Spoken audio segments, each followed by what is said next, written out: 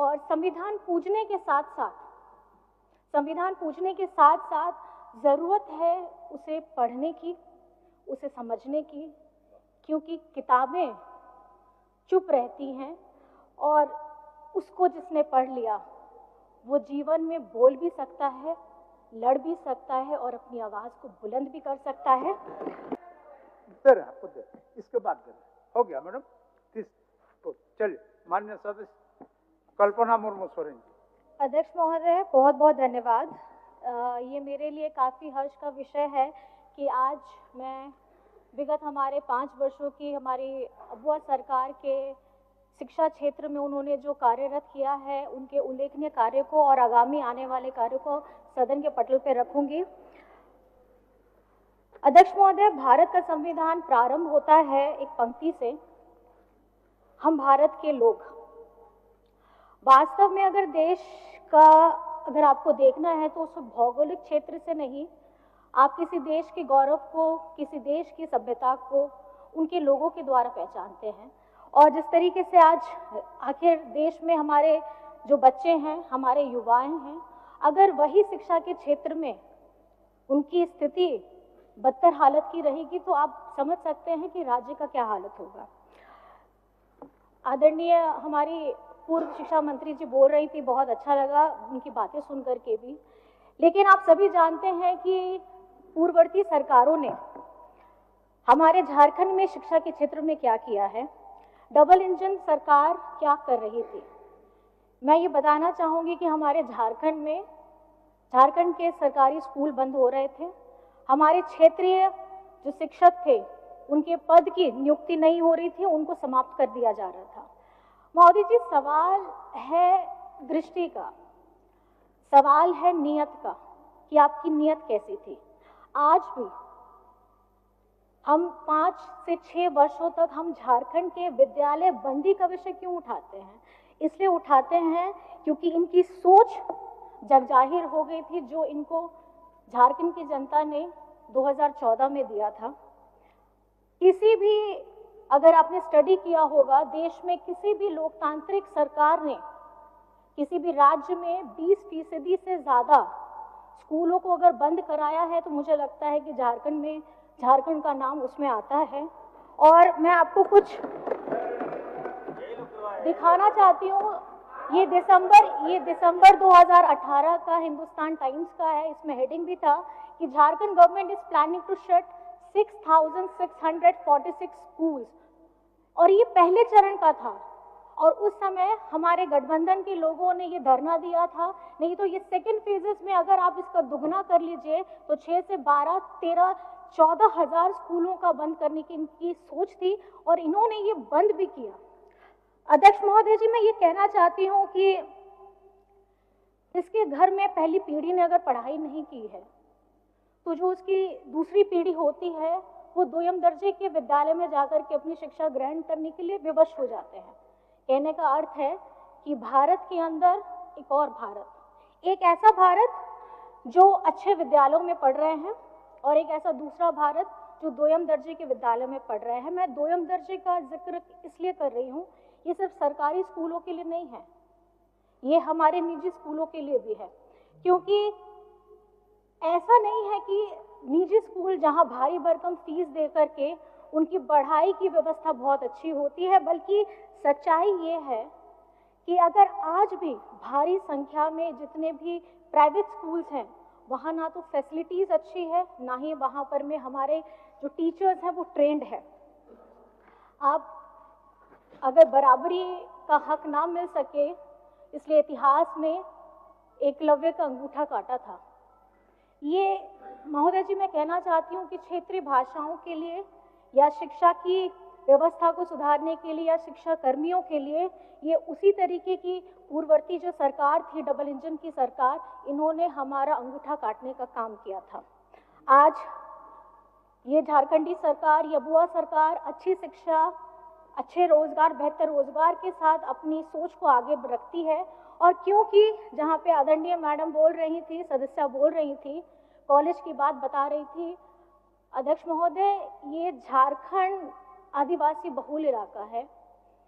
यहाँ खाने पीने की जद्दोजहद में बहुत लोगों ने बरसों बरस संघर्ष किया है। और जितना मैं आपको बताना चाहूँगी कि 17 से 18 साल आप ही लोग सरकार में थे। कॉलेज बच्चा तभी जाएगा जब उसकी स्कूली शिक्षा पूरी होगी। जो बच्चा घर का खाना पीना, एक परिवार उस तकलीफ से गुजर रहा है, तो आप उनको कहाँ स्कूल में एडमिशन करा सकते थे। और इन्होंने जो काम किया था, जो दुस्साहस किया था, आज ये परिणाम है कि झारखंड में हम लोग अभी भी शिक्षा के क्षेत्र में आगे कदम बढ़ाने के लिए निरंतर प्रयास कर रहे हैं, लेकिन समस्याएं इन्होंने प्रदान की, लेकिन समाधान ये अबुआ सरकार निकाल रही है। आप लोगों ने पहले भी देखा था इनकी सरकार में पारा शिक्षकों की हालत क्या थी। अध्यक्ष महोदय, पेज के कटिंग्स हैं, बताना चाहूंगी इंडियन एक्सप्रेस का, टाइम्स ऑफ इंडिया का, आपका दिसंबर 19, 2018 का है कि द पारा teachers succumbs to the injuries after injured in the police lathi charge. 5 para teachers sustained severe injuries in the police lathi charge. मैं ये बताना चाहूंगी कि उन्होंने भी अपने परिवार को खोया था। एक ऐसा व्यक्ति जिसकी आय से उनका पूरा परिवार चलता था, लेकिन जब इनके डबल इंजन की सरकार थी, उनकी आवाज, उनकी इच्छाओं को जानने का, सुनने का इन्होंने कभी प्रयास नहीं किया। और आदरणीय हमारी सदस्य हैं जो पूर्व शिक्षा मंत्री थी, उन्होंने तो सुना भी नहीं है। मैं अगर पढ़ना शुरू करूंगी तो उनके बारे में भी बहुत चीजें लिखी हैं, लेकिन मैं नहीं बोलना चाहती। मैं चलिए, अगर आप सुनना चाहती हैं तो मैं जरूर बोलूंगी। पारा शिक्षकों के मुद्दे में शिक्षा मंत्री डॉक्टर नीरा यादव जी जब भी कोई बात करने की कोशिश होती थी, वे कुछ भी बोलने से परहेज करती थी। कभी मीटिंग में होने का हवाला देती थी, तो कभी कैबिनेट की बैठक में जाने का हवाला देती थी। और इतना ही नहीं, पिछले दिनों इन्होंने कहा था कि इस मुद्दे पर उनके सीनियर बोल रहे हैं तो वो क्या बोलेंगी। तो ये अगर शिक्षा मंत्री किसी राज्य की बोलती हैं, जब पारा टीचर्स हड़ताल में रहते हैं, तो ये समझना चाहिए कभी गंभीर विषय है। मैडम आपके बस मैडम मेरी बात सुन लीजिए, फिर आप जरूर बोलिएगा। और ये मैं कहना चाहूंगी, जब दिस इज नॉट कॉन्वर्सेशन, इन्होंने कभी भी स्कूल के विद्यालयों की हालत नहीं देखी, छात्रावास की हालत नहीं देखी, जर्जर बिल्डिंग की हालत नहीं देखी, और झारखंडी सरकार ने वो देखा। और उन्होंने पारा शिक्षक हो, रसोईया दीदी हो, उनके मानदेय को 50% से बढ़ाकर से लेकर के 200% तक की वृद्धि की थी। आज कक्षा 1 में से लेकर के उच्च शिक्षा के लिए जितने भी हमारे विद्यार्थी हैं, उनको छात्रवृत्ति 3 गुना दी जा रही है। और बच्चों को, जैसे आप सभी को ज्ञात है, आज हम बच्चों को साइकिल दे रहे हैं। गांव देहात में सर होता क्या है कि दूर दराज हैं, किसी के घर में माँ पिताजी दोनों काम कर रहे हैं, बच्चों को अगर विद्यालय आना है, खास करके अगर हमारी लड़की बच्चियां हैं, तो उनको आने में दिक्कत होती थी। मैं इस सकारात्मक सोच को बहुत बहुत धन्यवाद करती हूँ, क्योंकि हम लोग भी जब साइकिल वितरण करते थे तो बच्चों के चेहरे में बहुत खुशी और एक चमक होती थी। वो ये चमक इसलिए क्योंकि वो पहिया, साइकिल का पहिया, उनके सपनों को पंख देने का काम कर रहा है। तो मैं ये समझती हूँ कि ये काफी सकारात्मक कदम है। और अभी झारखंड के प्रमुख शहरों में छात्राओं एवं हमारी कामकाजी महिलाओं के लिए भव्य छात्रावास का निर्माण कर रहे हैं। महोदय, गंभीर विषय है और इस व्यवस्था को सुधारने में थोड़ा वक्त जरूर लगेगा, क्योंकि कहावत है ना, अगर भूत भगाना है तो हम लोग पीला सरसों फेंकते हैं, लेकिन अगर भूत सरसों में ही होगा तो फिर परिस्थिति क्या होगी। लेकिन इस संजीदगी के साथ में आज झारखंड में मैं बहुत आपके समक्ष में मैं ये कहना चाहूंगी कि गर्व होता है कि इसी वर्ष आयोजित हमारी जेईई एडवांस में हमारे सीएम स्कूल ऑफ एक्सीलेंस के जितने बच्चे हैं, बहुत बच्चों ने अच्छा प्रदर्शन किया है।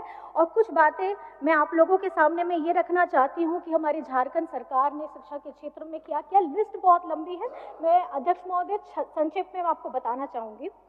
राज्य सरकार ने 80 सीएम स्कूल ऑफ एक्सीलेंस प्रारंभ कर चुकी है।